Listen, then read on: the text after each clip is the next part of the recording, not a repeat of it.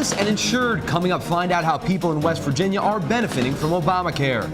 Ahead, new arrests are making headlines. Should parents be held responsibility for a child's online actions? Also, find out what teachers in West Virginia are doing to prepare high school students for college. Our award-winning WVU newscast starts now.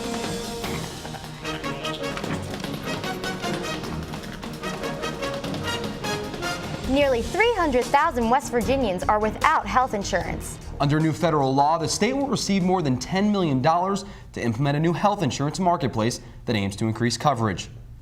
Health reporter Renata DiGregorio joins us in the studio with more. Renata? Thanks, Mike and Jessica. Hundreds of thousands of Americans are now seeking health insurance under Obamacare. The Patient Protection and Affordable Care Act was signed into law in March of 2010. The law aims to lower health insurance costs nationwide and to cover those with pre-existing conditions. I recently found out how West Virginians are responding to the new law. Thank you for Obamacare. For Americans, something new has been added to the shopping list: health insurance. Homeless couple Alexander Rodriguez and Jamie Andrew live in a tent outside of Morgantown. They are two of the almost 300,000 uninsured West Virginians. We didn't have health care because we couldn't afford it. And when Obama came out with Obamacare, we thought it was really cool because Jack here at the Health Right, he turned around, he signed papers for all of us and just signed us up for it. Under the Affordable Care Act, everyone is required to have health insurance so that there will be less subsidizing of uninsured people. West Virginia Healthy Start is a program to help people choose insurance.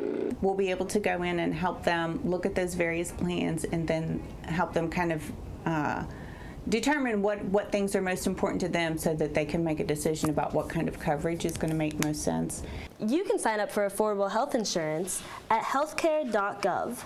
There you can create an account, enter your information, pick a plan, and enroll.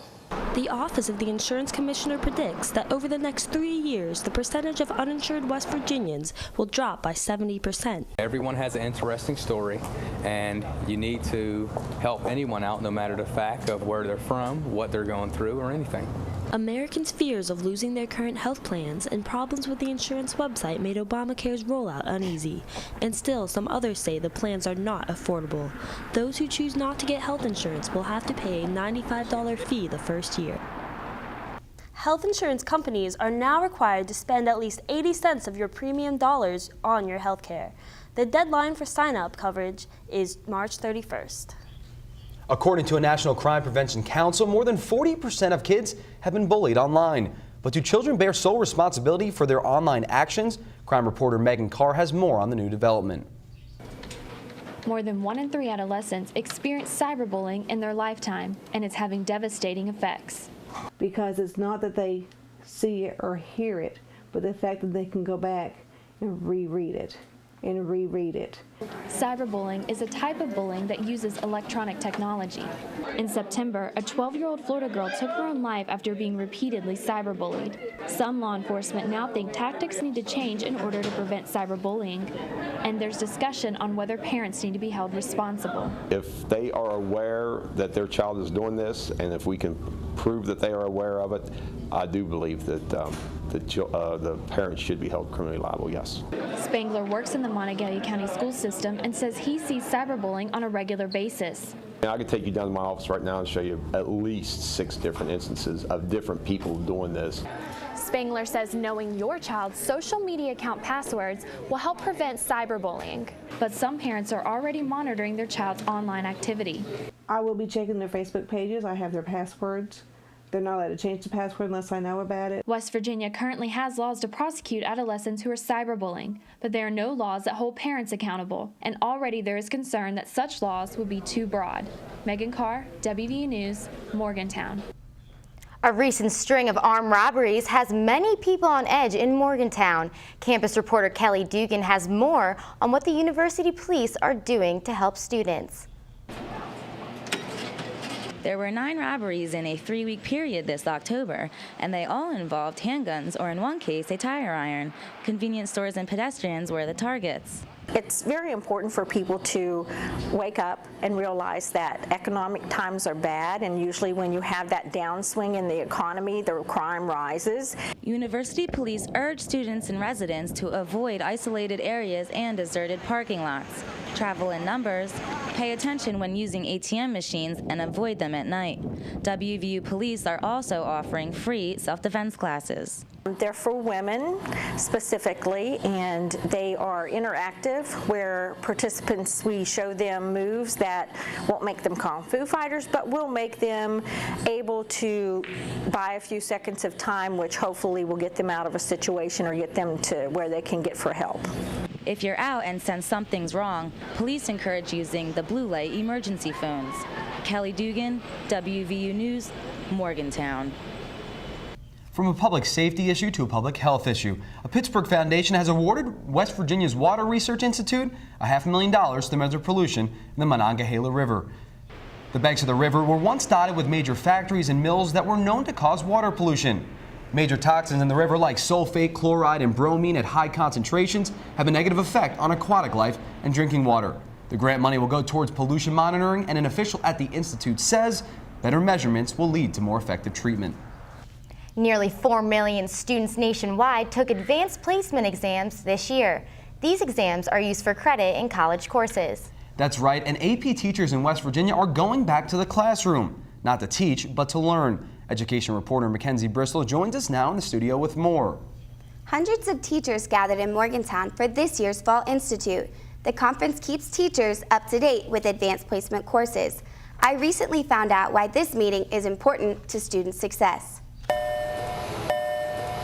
State school officials say the more AP classes offered at West Virginia high schools increases the rate of success in a college setting. And the success of these advanced placement courses depends, in part, on the people who teach them. Students that have teachers that have been to these functions are at an advantage compared to those that do not, because they don't get to learn some of the insight and some of what goes on at the grading. The West Virginia Board of Education passed a policy in 2008 that requires all AP teachers to participate in a developmental program each year to keep their position.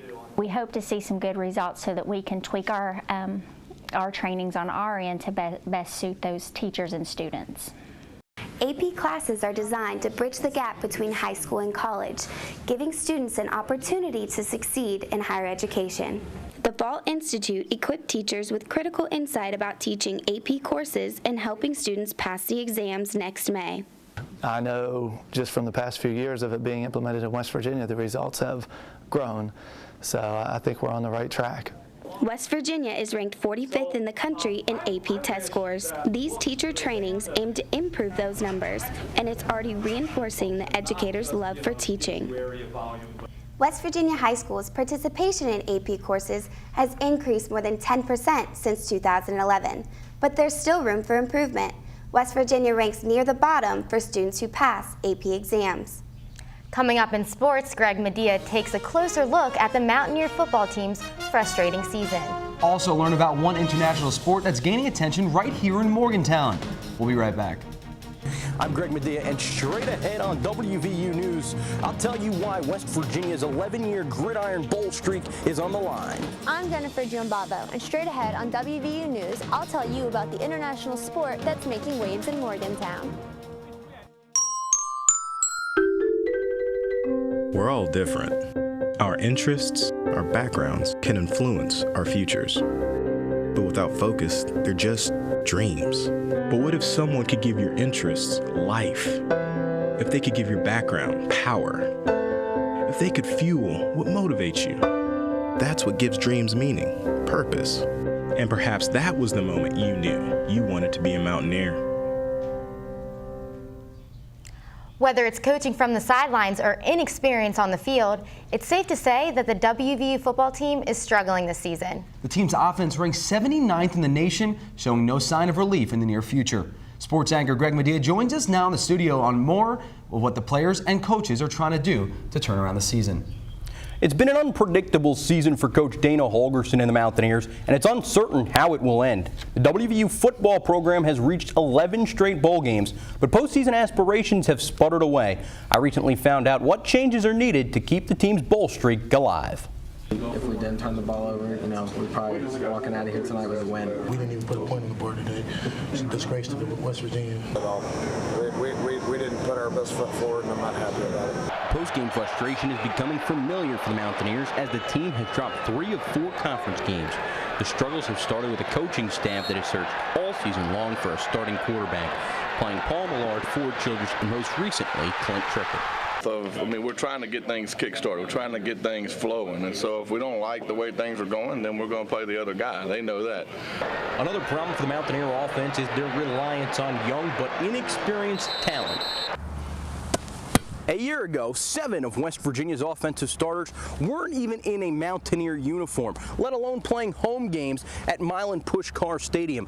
They were either in junior college at another FBS level program or in high school. Trickett was the backup at Florida State last season, while the majority of his receivers, like Ronald Carswell, Mario Alford, and DeKeel Shorts, were in junior college or high school. Offensive success and passing efficiency comes only after repetition, which is something this unit lacks. And you have to have good chemistry and consistency, or just somebody just dominant that, changes the game. We have a good group of guys that work hard, they play with effort. Have they made all the plays? No. West Virginia will have to improve offensively and find a way to reach 6 wins to earn a bowl berth for a 12th straight season. The team ranks 87th for most points in the second half, a big change from last season at number 12. Despite the struggles, the Mountaineers earned a thrilling overtime victory on the road at TCU on November 2nd, giving them a better chance at reaching a bowl game. While the football team is struggling with offense, one international club team at WVU is making all the catches. Recreation reporter Jennifer Giambalvo has more on this growing sport. Ultimate Frisbee has become increasingly popular over the last 4 decades, and it's gaining popularity at WVU. It's really fun. It's got a good atmosphere. I've made all my friends here through Ultimate Frisbee. The object of the game is to score points by passing a disc to a player in the opposing end zone. Players cannot run with the disc. A real Ultimate match has no referees. WVU men's coach John Terry says he thinks Ultimate is well on the way to becoming a Division I sport. So it's one of the fastest growing sports in the United States right now.